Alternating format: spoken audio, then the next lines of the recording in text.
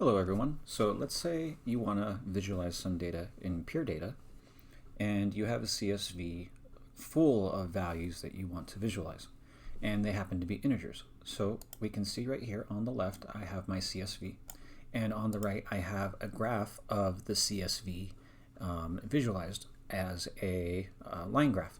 So in order to prepare this for pure data, the first thing we're going to need to do is delete all of the words from the CSV.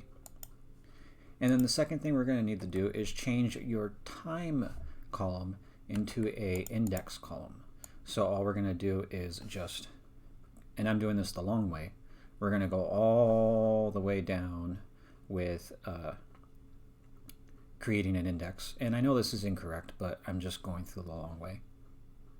And I have about 15K rows of data.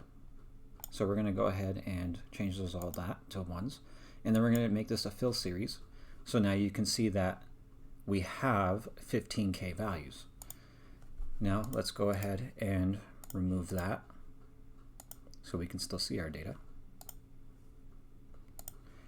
And then the second thing we need to do is we need to add a semicolon. And then we're going to do the same thing with that all the way down. This does take a little bit, but I'd rather do it this way, just so that way everyone can see the process. All the way down. Doo-doo-doo. Boop-a-doo. Doo-doo-doo. Cool. Now, once we have all of that done, what we're going to do is we're going to File, Save As,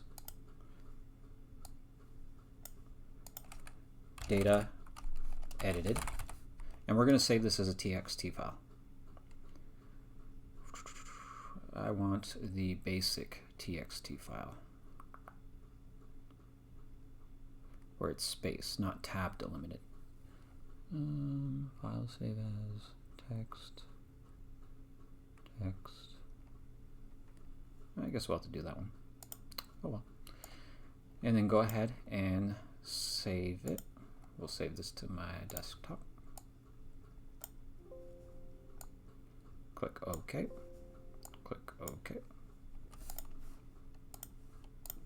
Cool. Now we have a text file, and you can see that everything in here is now nice and spaced out, but in order to make this go into pure data, we're going to need to replace all of these tabs with the space. So you're going to go ahead and go to Edit, Replace, by selecting one of these, and then it will self-populate the tab into the Find What, and then you're going to go to Replace With, and you're going to hit the space bar, and then you're going to replace all.